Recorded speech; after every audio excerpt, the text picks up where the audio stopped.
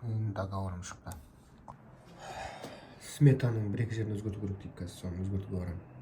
Ойбай мен мындай тақпаттым ғой. Қазір енді жаңағы сметаны жасауым керек. Ол үшін мен әдетте әртүрлі кофеге баратынмын, кофеханаға. Мысалы, Starbucksқа барамын, кейде Коста кофеге отырамын. Қазір ой, аллергия. Қазір қазан болды. 2018 жылы осы жерде бір съемка жасағанбыз бір фильммен. Ол фильм шыққан жоқ, менің болашағымда тура осы жерде жасағанбыз.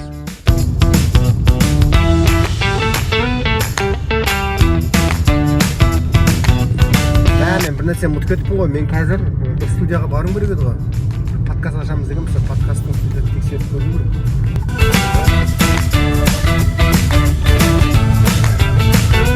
Қазір бүкіл жерде әйелдердің тақырыбы, be woman, әйел бол.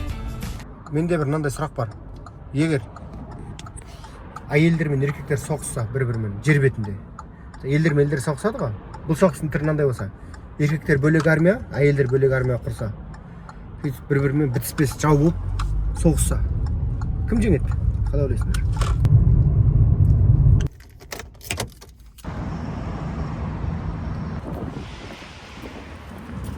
Кеше келген мен бұл студияға. Нағым.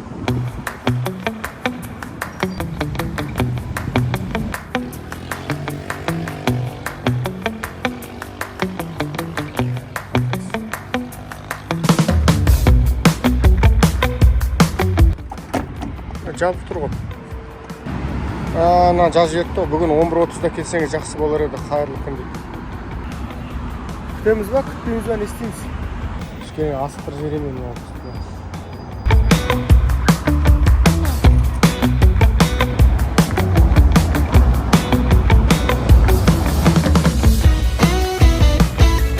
Ой, құр күткенше барып мен таңғы кофемді ішіп алмаймын ба, бір таңғы асымды ішіп, иә?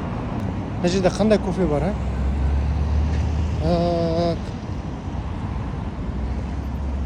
Тут рамен дейді. Рамен. Таң атпай рамен жеп алсаң қате шығар, иә? Мына жақайдың аралап келдім, ештеңе таппадым.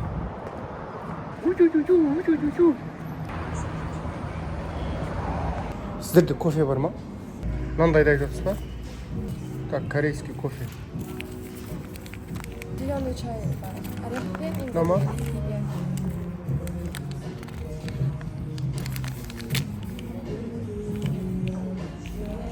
Имбирмен чай ма?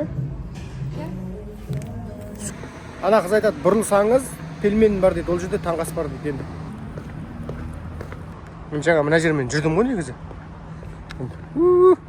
Пельмен, міне. Вот пельмени.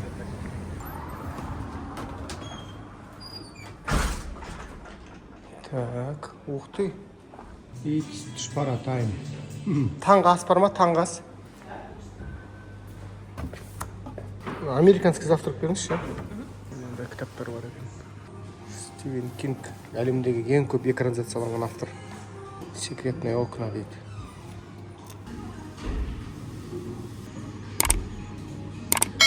Кітап 2000 жылы басып шығарылған, ал фильм 2004 жылы экранизацияланған.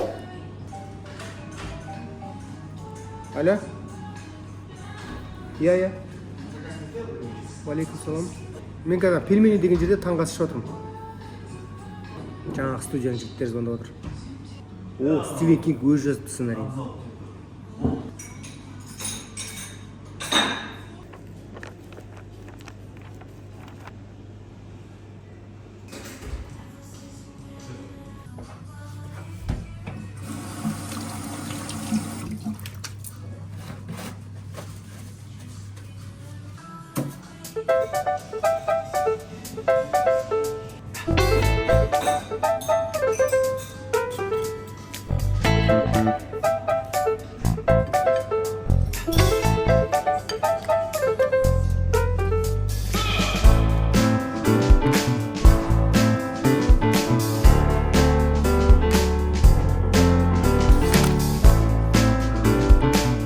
Так, енді жаңа студияға барайық.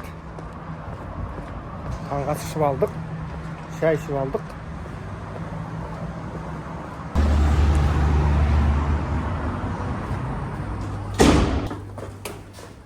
Жоқ, басталып кетті жігіттер. Алейкум ассалам, қалайсыңдар? Істеп қойдыңдар ма не осындай қылып? Примерно ма? хабарды қайнатсын. Хабарды істеген.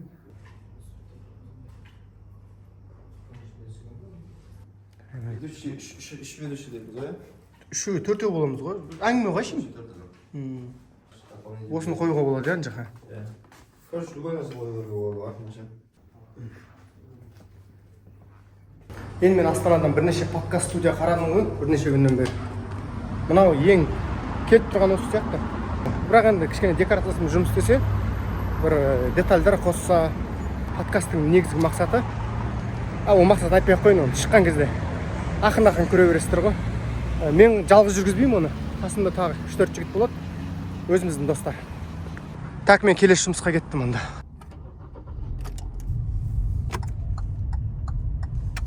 Жаңа Нұрғиса деген жігіт Казмедияда жұмыс істепті. Оян деген бағдарламада. Яғни жарық қоюда, тағы басқа нәрседе тәжірибесі бар деген сөз. Кез келген визуал өнерде, мысалы, ол подкаст бола ма, ол сюжет бола ма, деректі фильм, көркем фильм, бастысы кадрлар. Ісін жақсы көру керек, одан кейін тәжірибесі болу керек. Ракурс, композиция, оны екінің бірі біледі.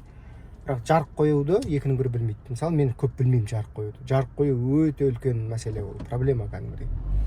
Так, мен қазір онда керуенге барайын, керуенде Starbucksке барайын. Содан жаңағы бухгалтерияның бір-екі жұмыстарын бітіріп, оны Казмедияға апарып берейін. Сонымен ары қарай пьеса жазуға отырамын. Мен бір пьеса жазып жатырмын ғой.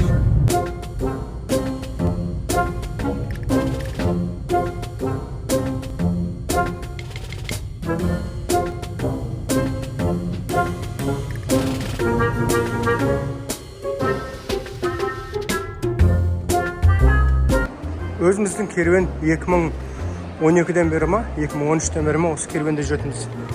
3-ші қабатында фудкорт. В общем, мен Starbucksқа бармадым, Costa кафеде отырмын. Қазір бухгалтерияның жұмыстарын бітіріп тастаймын. Мына Excel деген бәлені бар ғой, қанша талпынсам да үйрене алмадым. Жоқ, үйренуге болады ғой, бірақ ниет жоқ та осының. Өте қиын мен үшін осы Excel деген бәле бар ғой. Енді сізде бір сұрақ туы мүмкін ғой, неге бухгалтер жалдай салмайсың деген. Бухгалтер бар ғой. Мынау тек типовый дейді ғой, типовый смета кәдімгі. Бухгалтерді қажет етпейтін. Сол жерде бір цифра өзгеріп кеткен екен. Соны бір жөндеп жібере салайын деген ғой. Қазір 15 минут отырмын осыны, бітірем. Аяқтаймын қазір.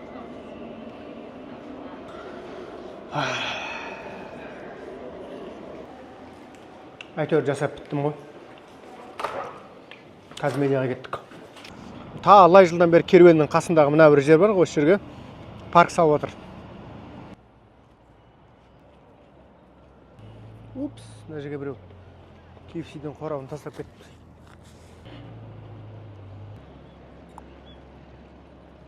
Биылғы күз енді керемет болып тұр ғой, биылғы күз.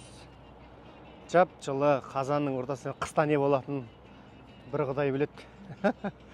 Қыста аязбен қуыратын шығар. Күзде демалттың ғой сендер деп. Так. Осыны тастай саламыз.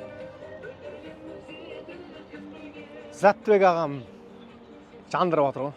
Мен жаңа бір пьеса туралы айтып қалдым ғой. Ол пьеса осы аймақтағы бір театрларға бастап жазып жатыр. Негізі әуелде мен театрға пьеса қою, спектакль қою деген бір жоспарымда болған. Пьеса жазу деген, бірақ соның бір кілтін таппай жүрген. Енді ол пьеса мен кино сценарийдің арасында үлкен бір айырмашылық бар. Екеуі екі бөлек нәрсе деп ойлаймын мен. Өйткені кинода көп нәрсе қимыл әрекетпен, локацияларды ауыстыра беріп көрсетуге болады. Ал пьесада сен ары кетсе 2-3 локацияның ішінде жасауың керек. Сондықтан өте қиын. Соны көбінесе бұл пьесада, спектакльде киноға қарама-қарсы жұмыс істейді. Мысалы, кинода айтпа, көрсет болса, спектакльде көрінше айт. Сөзбен көбірек бейнелеу керек болады ситуацияны, қандай да бір трагедия немесе қуаныш жағдайды. Қазір мен сол бір тақырыпта жазып жатырмын. Ол тақырып мен өзімнің жазған әңгімемнің желісі бойынша. Мен бір кезінде әңгімелер жазатын едім ғой, соның желісі бойынша. Біткен кезде айтам не туралы екенін. Енді қойып жатсақ, егер бір театрларда, республикалық маңызы бар театрларда, ол кезде мен міндетті түрде бөлсем ғой. Жалпы өзім жазып, өзім қойғым келіп жүр сол спектакльді. Көреміз ситуацияға байланысты. Міне, Казмедияға да келдік. Так, міне,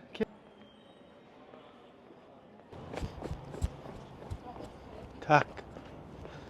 Аман есен шықтық Қазмедиадан десең. Енді бір-екі жігіттерге хабарласып тұрсайық. Мен ана Қазмедиадан шықтым, қазір келе жатырмын, сендерге соғып кетем. Сәлем, жақсы. Бізде кастинг өтіп жатыр, жоспар бойынша қашанға дейді. Қазанның суббота и воскресен 12-13 спектакльге барамыз. Мюзиклдің балалары. Жан театры алдында айтқан. 2 күн бірге барамыз, жоспар қойма. Макет жігіттермен кездесу ертең.